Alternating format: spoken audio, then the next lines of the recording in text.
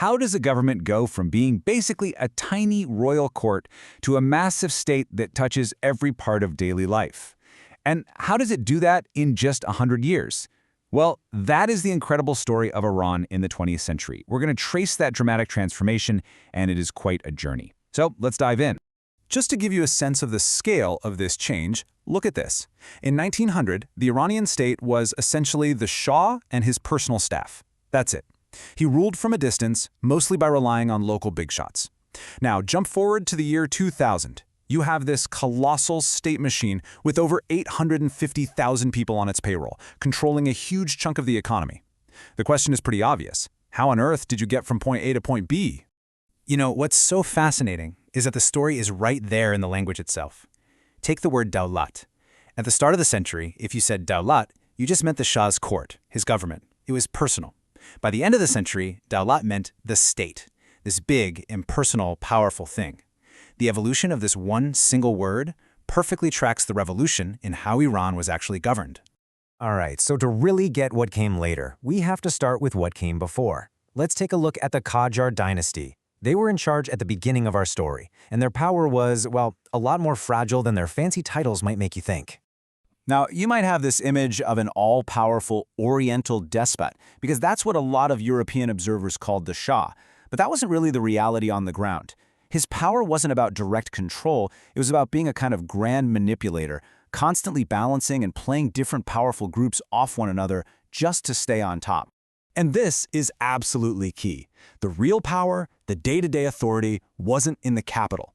It was out in the country, held by all these different local leaders. You had tribal khans with their own fighters, landlords who controlled the villages, senior clerics who had immense moral and legal authority, and rich merchants who basically ran the economy. Each of them had their own independent power base, which meant, for most people, the Shah's government was pretty irrelevant. And this just paints the picture perfectly. The Qajar state was almost like it was floating on top of society. It didn't really penetrate it or get involved. The Shah's actual direct power, it pretty much ended at the city limits of the capital, Tehran. For almost everyone else, the government was just some distant thing. But that whole decentralized world was about to be completely shattered. In 1921, a new dynasty comes to power, the Pahlavis. And they had a totally different idea for Iran.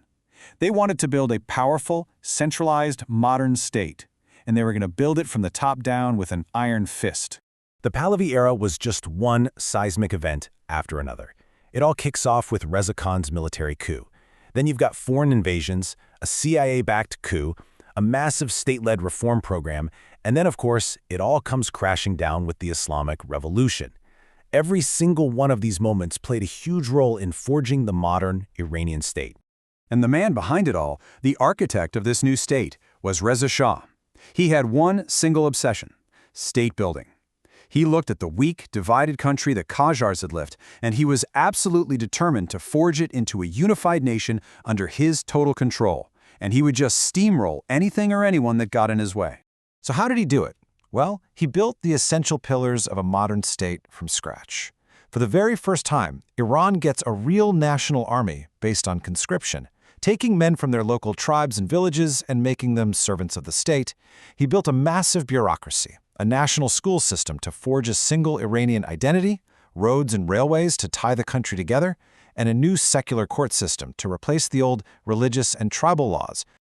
Now, to legitimize all this change, the Pahlavis needed a new national story. And believe it or not, you can see that story unfold on something as simple as a postage stamp. Take a look at this one from 1935. It's got Persepolis, the ancient Persian capital. The message here is crystal clear. The new Pahlavi state is the rightful heir to Iran's glorious pre-Islamic empire. But it wasn't just about the past. This stamp, also from 35, shows off a brand new cement factory. This was the other side of the coin. The Pahlavi vision was all about a future of industrial strength and modernity. And all of it, of course, was going to be driven by the central state. And to wrap up our little tourist stamps, look at this one. It's celebrating a new railway bridge. See, these big infrastructure projects weren't just about moving goods. They were symbols. They represented the power of the state to physically stitch the nation together, to overcome all those old divisions and create one single, unified Iran. Reza Shah's son, Mohammad Reza Shah, he took this whole project and kicked it into overdrive. He was flooded with oil money, and in the 1960s he launched what he called the White Revolution. And as you can see from this quote by an anthropologist at the time, the state's power just exploded. It started reaching into every corner of rural life, into every part of the economy, in ways that were just unimaginable before. But building such a powerful, top-down state created massive tensions, and they finally blew up in 1979. And this is where our story takes its most crucial turn. The Islamic Revolution didn't destroy that powerful state the Pahlavis had built. It captured it. It took it over. I mean, just look at this number. It's staggering. In just 3 years after the revolution, the number of bureaucrats working for the central government almost tripled. The revolutionaries didn't want a weaker state. They took the one they inherited and made it even bigger, using all its power for their own revolutionary project. And that project was built around this core concept, Vilayat-e-Faqih, the guardianship of the jurist. This was Ayatollah Khomeini's central idea. It basically took that powerful centralized state that the Shah had built, and it fused it with this new supreme clerical authority. It created a system where one top religious jurist had ultimate guardianship over everyone and everything. And this slide just lays out the difference so clearly. The Shah, for all his power, was, at least on paper, a constitutional monarch. He was supposed to be limited by laws. The supreme leader, on the other hand, was given sweeping constitutional authority over everything: the military, the courts, the government, you name it. It created a center of power that was even more absolute than what came before. So, we've traced this incredible expansion of the Iranian state, from a loose kingdom to a centralized behemoth. But what did all this state building actually mean for the Iranian people who were living through it all? And again, it all comes back to language. In 1900, the word for the people was rayat. It means subjects, like a passive flock that belongs to a shepherd. But by 2000, a totally new word was at the center of political debate: Sharvandi, citizenship.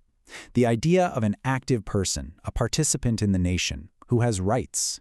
The state got bigger, for sure, but the very idea of what it meant to be Iranian also changed profoundly.